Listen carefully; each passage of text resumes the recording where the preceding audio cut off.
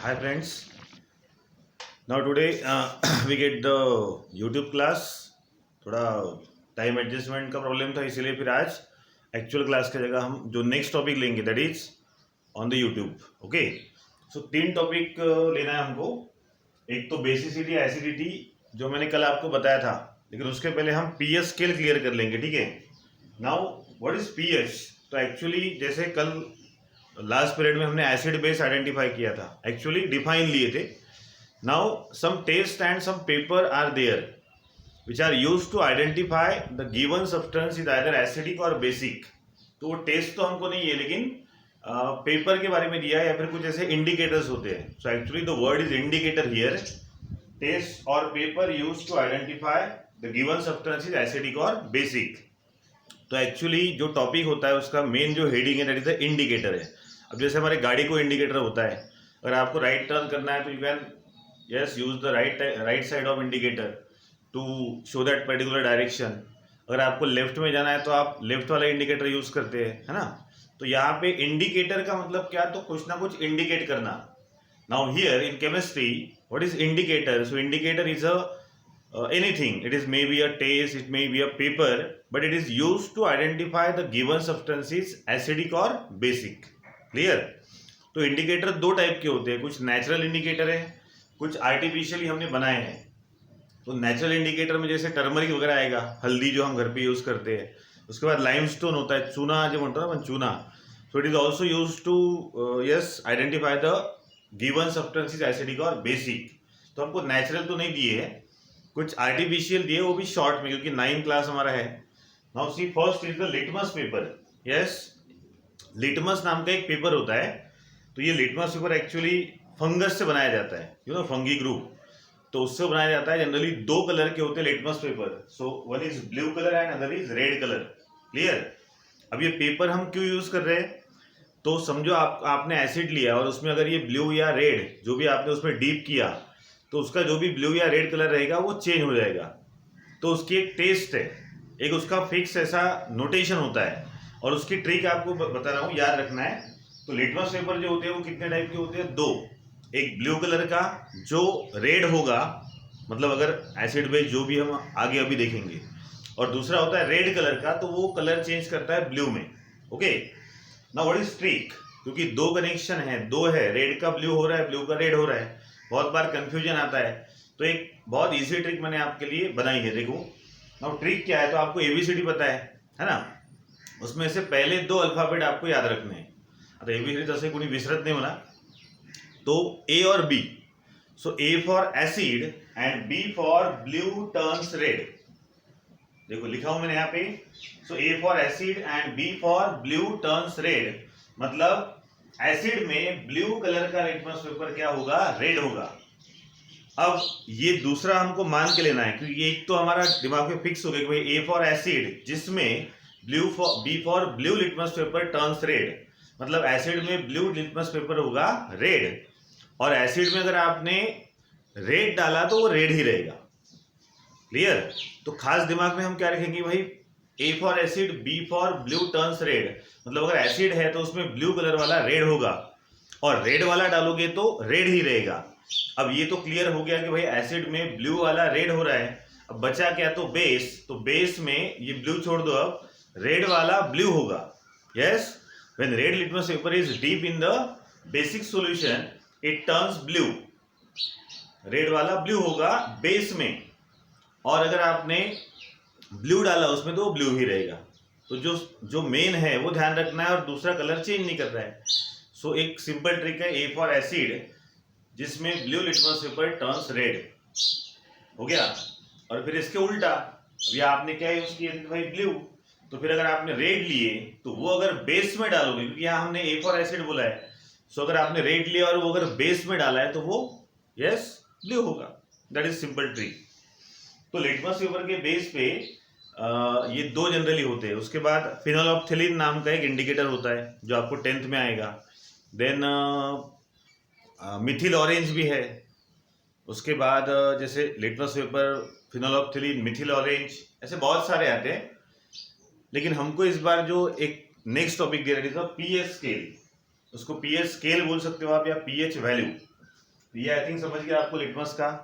Now see the pH value. PH value या actually जो main heading होता है it is the pH scale. It is a special type of scale which is used to identify the given substance is either acidic or basic। वो जो scale मतलब जैसे normal हमारी scale होती है वैसे स्केल पाई जाती है, और ये स्केल पे कुछ नंबर होते हैं स्टार्ट फ्रॉम 0 to 14। ओके, तो वो जो नंबर रहेंगे उसको बोला जाता है पीएच वैल्यू। नाउ ये पीएच क्या है? So P for potence, P for potence मतलब स्ट्रेंथ, ताकत, and H that is H positive. आप पीओएच भी बोल सकते हो क्योंकि एच पॉजिटिव है तो भाई एसिड, फिर बेस को गुस्सा आएगा, तो पीओएच भी होती है स्केल, लेकिन जो इंपॉर्टेंस दिया है वो एच को दिया है, एसिड को दिया है, इसलिए पीओएच स्केल की जगह उन्होंने क्या किया, पीएच स्केल बनाई। तो इसमें है दोनों भी, क्योंकि that scale denote some number and that number indicate the given substance is either acidic और basic. Now as far as pH scale is concerned, तो ये नॉर्मल स्केल होती है जिसमें नंबर होते हैं फ्रॉम 0 to 14। यस, 0 to 14, और एक सेंट्रल नंबर आएगा फिर 7। ओके, तो 7 से मतलब 0 to 7 जो लोअर नंबर है, अगर इसमें से कोई भी नंबर वहां पे आया तो वो सब्सटेंस कहलाएगा एसिडिक। 7 से नीचे, 7 नहीं 7 से नीचे अगर कुछ भी आ रहा है 6, 5, 3, 2, 1 और 0, so that substance is acidic. मतलब 0 to 6 तक जो वैल्यू होती है वो एसिड की वैल्यू होती है। नाउ अबव 7 दैट इज 7 छोड़ दो, 8 से 14 तक बेसिक कंडीशन होती है। मतलब सपोज किसी की पीएच वैल्यू 2 है, सो it is the most acidic क्योंकि 0 के बहुत पास में है। अगर किसी की पीएच वैल्यू सपोज 12 है तो it is the most basic, है ना। अगर जैसे हमारा ह्यूमन ब्लड की pH value 7.4, so it is slightly acidic in nature. और अगर 7 पीएच वैल्यू आती है सो इट इज द न्यूट्रल। तो 7 अगर वैल्यू किसी की है पीएच स्केल पे तो उसको, वो सब्सटेंस को हम कहेंगे न्यूट्रल सब्सटेंस। तो आपके टेक्स्ट बुक में इस क्लास होने के बाद आप या फिर देख सकते हो अभी पॉज करके, यहाँ आपको पेज नंबर 63 पे कुछ एग्जाम्पल दिए। अब जैसे न्यूट्रल, तो रेन जो बारिश का पानी होता है, या फिर मिल्क जो होता है जनरली वो न्यूट्रल होता है। फिर ऊपर हम जैसे जाएंगे, ऊपर मतलब 7 से नीचे जाएंगे तो एसिडिक, और 7 के ऊपर जाएंगे तो basic. So you can take the example on the page number 63। Okay, तो ये याद रखना है 0 to 7 एसिडिक, 7 के बाद रहेगा बेसिक, और अगर 7 है तो ये रहेगा न्यूट्रल। सो पीएच वैल्यू और pH scale is used to identify the either given substance is acidic और बेसिक। तो ये एक शॉर्ट पॉइंट था एज अ इंडिकेटर करके, क्योंकि आगे जब हम कॉन्सेंट्रेशन पढ़ेंगे और उसका भी थोड़ा डिटेल हमको लेना है तो उसमें पीएच वैल्यू बहुत इंपॉर्टेंट होती है। ओके, सो आई थिंक आपको टेस्ट पेपर या फिर commonly that point is about the indicator. Okay, now अब जैसे हमारा एसिड बेस का पॉइंट हो चुका है, उसके बाद हमने एसिड और बेस का डिसोसिएशन भी लिया है। तो एसिड और बेस के जो कंटेंट हमने देखे, जैसे एसिड में होता है H positive ion that is cation, and base contain the OH negative as anion. तो ये जो कैटायन या एनायन है या फिर H पॉजिटिव या OH है, ये कितने हैं? 1, 2, 3 based on the number. 2 special conditions are there again in chemistry as far as that acid base is concern and there yes H और OH ग्रुप इज कंसर्न। तो एक है बेसिसिटी, ये थोड़ा उल्टा काम है, ध्यान रखना। बेसिसिटी ऑफ एसिड ऐसा बोलेंगे हम, क्योंकि बेसिसिटी किसको होती है? एसिड को होती है। ओके, और नेक्स्ट में लिखता हूं एसिडिटी ऑफ बेस। अब जैसे मैंने लास्ट कल के क्लास में कहा कि एसिडिटी हमको होती है वो अलग है, but somewhat connection is there. लेकिन हमको इधर एसिडिटी और बेसिसिटी पढ़ना पड़ता है केमिस्ट्री में, तो कंसेप्ट उल्टी है। अगर आप एसिडिटी बोलोगे तो वो बेस को रहेगी, और बेसिसिटी बोलोगे तो एसिड को रहेगी। क्लियर? तो बेसिसिटी या फिर बेसिसिटी ऑफ एसिड, बेसिसिटी किसको है? एसिड को, इसलिए हम बात करेंगे H पॉजिटिव आयन की ही, क्योंकि बेसिसिटी एसिड को होती है। एक्चुअली ये कंपेरेबल स्टेट होती है, बेसिसिटी एसिडिटी, जो दो कंसेप्ट है वो बैलेंस करने के लिए, क्योंकि हमने वाटर का एग्जांपल लिया था। अब वाटर में एक ही H होता है और एक ही OH, तो दोनों एक दूसरे को बैलेंस कर रहे हैं, इसलिए वाटर में एसिड और बेसिक आयंस होते हुए भी उसको हमने कल न्यूट्रल कहा था, बराबर है। So what is basicity of acid? So the number of H positive ions obtainable by dissociation of one molecule of an acid. आप कोई भी एसिड का एक मॉलिक्यूल लो, ठीक है, वो एसिड के मॉलिक्यूल में number of H positive ion कितने देता है वो, मतलब जब वो डिसोसिएट करेगा, डिसोसिएशन हमारा हो चुका है, when that particular acid is dissolved in water, it gives how many number of H positive ion from the one molecule, and that is its, yes, basicity of acid. Now we take some example of acid here, जैसे HCl या HNO3, तो वो clear मिला, अगर आपने HCl का या HNO3 का एक एक मॉलिक्यूल लिया तो क्लियर दिख रहा है कि यहाँ पे एक ही H है, इसके पास भी एक ही H है, and when we carry out the dissociation, that both acid gives the only one H positive ions, so the basicity of that both acid is 1. yes, simple है, कितने H पॉजिटिव है वो देखना है, हाइड्रोजन मॉलिक्यूल कितने, atom कितने वो देखना है, हो गया. Now in the case of H2SO4 and H2CO3, that is sulfuric acid and carbonic acid, clear दिख रहा है, it contain, both that acid contain two molecules of yes hydrogen, so the basicity of that both acid is 2. In the same way, H3BO3, that is boric acid, H3PO4, that is phosphoric acid, and CH3COOH, that is, yes, acetic acid contain 3 H positive ion. So yes, basicity of that all the three acid is 3. Clear? अब आएगा acidity of base. अब acidity है लेकिन किसको है, तो base को है. अब बेस है तो हम फिर से क्या लिखेंगे, तो हम लिखेंगे अब OH नेगेटिव आयन. यस, सो फिर से सेम डिफाइन, सिर्फ अभी एसिडिटी आ गई और बेस आ गया, तो हमको ध्यान रखना है कि क्या लिखना है, तो OH negative ion. Okay, now see the number of OH negative ions obtainable by the, again, from the dissociation of one molecule of any base. अगर कोई भी बेस का आप एक मॉलिक्यूल लो और उसको अगर आप डिसोसिएट करो तो वो जितने OH नेगेटिव आयंस देगा उतनी होगी उसकी acidity. So again in the case of NaOH, KOH and NH4OH, that is sodium hydroxide, potassium hydroxide and ammonium hydroxide, each that base contain one OH molecule, so the acidity of all that three bases is 1. In the second case, CaOH by 2 and BaOH by 2, that is calcium hydroxide and barium hydroxide, contain two molecules of OH, so acidity of that both base is 2. And in the same way, aluminum hydroxide, that is AlOH by 3 and FeOH by 3, that is iron hydroxide or ferric hydroxide, it contains 3 OH, so acidity of that base, that both base is 3. Clear? तो ये था basicity of acid and acidity of base. That is the point. Now एक short point हमको लेना है, ये detail हम next video में या फिर क्लास में लेंगे, लेकिन थोड़ा सा पॉइंट यह बचा है. न्यू टॉपिक है सॉल्यूशन. अब सॉल्यूशन आपको पता है, जैसे सपोज आपने शरबत बनाया, अब शरबत में आपने क्या डाला, तो एक गिलास सपोज वाटर लिया, देन इट लेमन जूस आपने ऐड किया थोड़ा सा उसमें, फिर 2 चम्मच 3 चम्मच शक्कर डाली, थोड़ा सा नमक डाला और उसको पूरा हमने मिक्स कर लिए.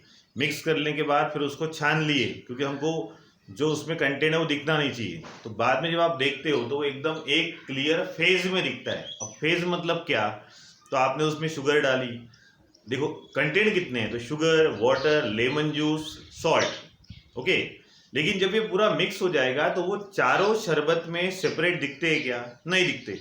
इसलिए मैंने बोला कि पहले छान दो, गाड़ून गए थे. ये चारों आपने उसमें ऐड किए, लेकिन ग्लास में आपको वो पूरा, हाँ थोड़ा सा स्ट्रॉ कलर दिखेगा या फिर एक ही फेज दिखेगी. फेज मतलब क्या, तो उसमें कितने आपने कंपाउंड ऐड किए, ईच कंपाउंड की एक फेज रहेगी. तो आपने कितने फेज ऐड किए थे, समझो 4, लेकिन चारों इस तरीके से मिक्स हो गए कि अभी वो एक ही फॉर्म में दिख रहा है, मतलब 4 फेज का मिक्सिंग होके एक ही फेज बन गया. तो ऐसे इसको हम कहेंगे सॉल्यूशन.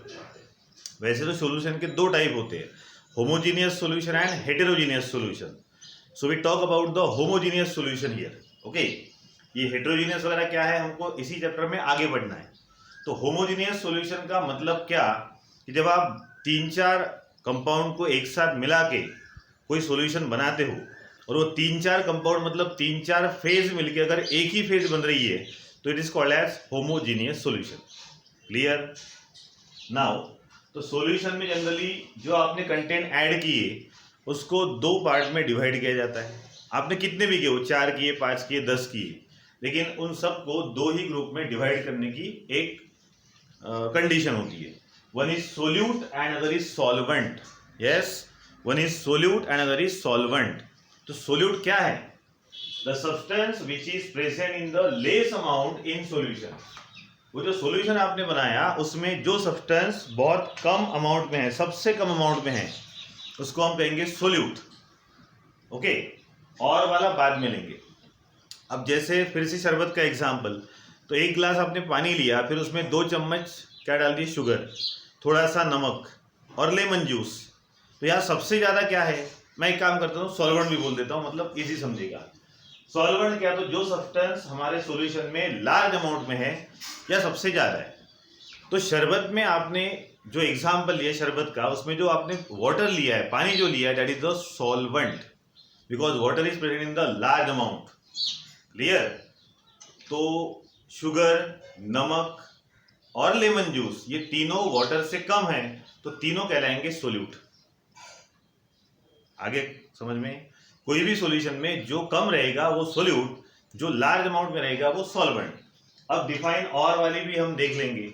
जैसे हमने सोल्यूट में कहा था कि जो सब्सटेंस कम, लेस अमाउंट में होता है और लेस देन सॉल्वेंट, जो सॉल्वेंट से कम रहेगा अमाउंट में, वो रहेगा सोल्यूट।